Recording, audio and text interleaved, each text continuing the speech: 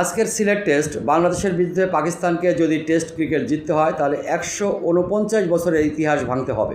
Test cricket শুরু হয়েছিল 1877 সালে, সেই অনুযায়ী আগামী বছর 150 বছর পূর্ণ হবে। এর মধ্যে সর্বোচ্চ রান চেস করে জিতা ওয়েস্ট ইন্ডিজ জিতেছিল 418 রান। পাকিস্তানের সর্বোচ্চ স্কোর ছিল 377 রান চেস করে জেতার।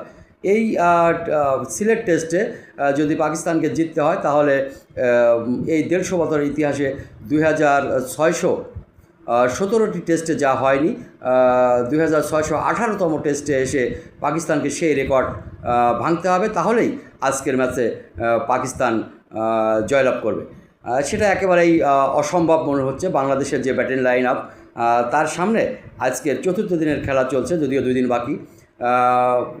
মনে হয় না পাকিস্তান এই রেকর্ড ভেঙে বাংলাদেশের বিপক্ষে টেস্ট জয় ছিনিয়ে নিতে পারবে। ধন্যবাদ।